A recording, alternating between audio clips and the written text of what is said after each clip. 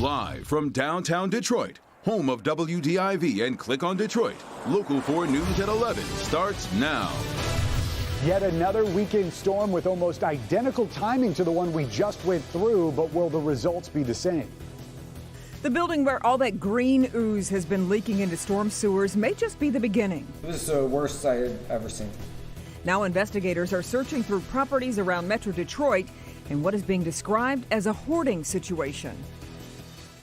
And we begin with that legal battle between the city of Madison Heights and Gary Sayers, the owner of the site responsible for that green ooze leaking on I-696. Yeah, the city has been trying to force Sayers to tear down and clean up his condemned property for months now. Mara McDonald is live in Madison Heights with new information on how big of a disaster that place really is, Mara.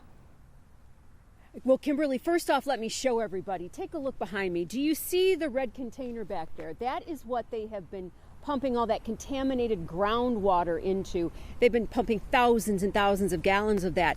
In court today, we found out that when Eagle investigators came out here for the first time back in 2016, they walked in here and walked right out. It was that bad they didn't want to be in here without sort of gear to protect them from hazardous waste. What was in the chemical stew swirling in this building the first time the EPA and Eagle got in here? Chromium, cyanide, various acids, all leaking from dilapidated containers or just thrown in pits in the floor. It was just, almost a hoarding situation. I mean, just barrels and drums everywhere with just a narrow pathway to walk. Things stacked haphazardly. There were piles of hazardous waste sludge on the basement floor that were being dried with like a window fan. It was just absolutely, it was difficult to pass through.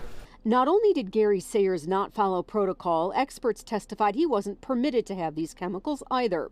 And if this is what was going on at Electroplating Services in Madison Heights, what else is there? Which is why environmental investigators were at a property Sayers formerly owned in Detroit on Commonwealth today. Testing there is underway. Madison Heights is suing to have his condemned building here torn down and cleaned up on his dime. The evidence is going to show that Sayers had numerous opportunities to repair these buildings and to remediate the land, and has failed, refused, and or neglected to do so. He's never presented a single plan to repair these properties, never. Back here live, the city of Madison Heights is back in court in Oakland County tomorrow trying to get this eyesore torn down. The city's argument is nobody will buy this property. It is a toxic stew and somebody needs to tear it down and clean it up. And it ought to be the guy who's responsible for it. Back to you. All right, Mara. Yeah, real mess. Let's switch gears and talk weather. Nice calm Monday after that bumpy weekend, and boy, we sure could use it. Yeah, we really could. But some winter weather is in the forecast. Let's get over to Ben. Let's start with the good news, Ben. How about near 50 tomorrow? Okay. Good enough. That's as good as we've got, especially with watching snow just on the other side of the lake. Now, the good news is this system is generally going to lift off to the north. In fact, some of the latest models don't have anything here in southeast Michigan. We still think there's just the possibility after the commute we could see maybe a little bit of freezing drizzle or a raindrop, but the moisture amounts are going to be super light. Most of the day is just going to be filled with clouds with maybe a limited break of sun. That's not going to really hurt the warm up though. We're 35 right now. We're going to be down into the 20s in the morning and on our way to near 50 in the afternoon. But the weather story going forward, we've got a couple of quick hitters. That one that we talked about tonight, another one late Wednesday. But after these 40s for tomorrow and Wednesday, we're going to be cooling down on the backside of the week. And are we going to do it again? Another winter system heading in our direction for the weekend. We'll look at how this one's different in just a few minutes. Kim? Okay, Ben. Michigan State Police launching a criminal investigation tonight centered on potential fraud with breathalyzer testing. MSP says it suspended its contract with a vendor after the company was found falsifying records and misrepresenting calibration details. The breathalyzers are out of service until they can be inspected, calibrated, and verified by MSP. Police agencies are being urged to use blood draws for evidence of drunk driving. His name is Trey. A grieving family wants you to remember this young victim. He was a person loved by many. They're using the hashtag #HisNameIsTrey, hoping someone will come forward. Let's get out to Priya Mann, who's in Ypsilanti Township tonight. And Priya, Trey was shot and killed in a park. Yeah, that's right, Jason, here in Nancy Park. And you can see it's a well-lit area surrounded by homes on either side. Trey was walking along that pathway right there when he was shot multiple times and killed Saturday evening just after the dinner hour. Flanked on either side by neighbors holding candles, a heartbroken mom and her family walked along the path where Trey Matthews was killed. My son was shot repeatedly.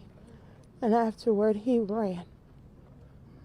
And where he fell, people came out of their homes to help him. Nestled behind an elementary school in Ypsilanti Township, the 21-year-old was gunned down in Nancy Park around 8 Saturday evening. The night it happened, I was just walking my dog, and all of a sudden, all these cops come flying through the neighborhood. This never happens here. Never. A stunned and grieving community came together to pray at St. Matthew's United Methodist. Through tears and hugs, these neighbors took their candles and walked a few blocks to Nancy Park.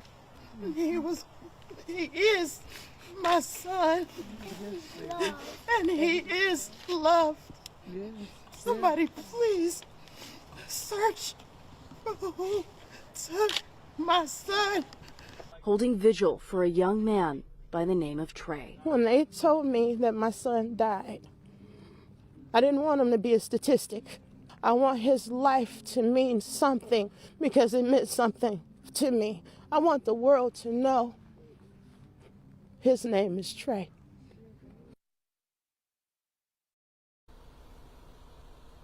And this grieving family is urging anyone with information to come forward. Call police, call Crime Stoppers. The Washington County Sheriff's Department is investigating. Reporting live from Ypsilanti Township, I'm Priya Mann, Local 4. All right, Priya. A Centerline man is now charged with murdering his longtime girlfriend. 69-year-old William Faulkner faced a judge today in connection with the death of 68-year-old Juliet Robinson Peterson, who was stabbed to death. Police say he sought out officers last week, brought them to his home, and then offered himself up for arrest. He faces life in prison if convicted. And in Westland, murder charges have been filed in the death of a woman whose body was found in Hines Park over the summer. 25-year-old Anthony Kestalut was arrested in August. Prosecutors say he choked 23-year-old Olivia Rossi to death in his home and then dumped her body in the park. At the time of his arrest, he was charged with mutilating and moving a body. Today, prosecutors upgraded those charges to include murder. A drug bust at the border seizes more than $25 million worth of meth. About 200 kilograms of the drugs were found inside a truck trying to enter Canada through the Ambassador Bridge on Christmas Eve. It's the largest meth bust for Canadian Border Services in 7 years. Police say the driver was a 36-year-old man from Ontario. He's now charged with drug trafficking. Still ahead, new research about a life-changing procedure. What doctors are revealing about patients who have knee replacement surgery. It wasn't about me at that point. It was like him, save him. A young mother holding on to her son after a car crashes into a store. Now she's opening up about the moment she saved his life. But first, the defenders getting answers from the city about new contamination concerns along the Detroit River. How does a company set up shop in our city, pollute our area, and not be held accountable? Who dropped the ball, allowing a business along the Detroit River to operate without a permit? A special investigation next. Fat Tony, the Slow Train, and more. It isn't a group of mobsters or rappers. These are menu items at one Detroit spot for Tasty Tuesday tomorrow at 6 a.m. Tomorrow at 5. The grisly details of a local murder made national headlines. Now, a warning for everyone. And he met the wrong people that took him too soon from us. His suspected killer found him on a popular dating app. Roughly 1 in 10 profiles in particular dating sites are fake. Evil does exist, and it touched us. I'm Sandra Ali. An urgent warning from the FBI about who you're talking to online. Tomorrow on Local 4 News at 5.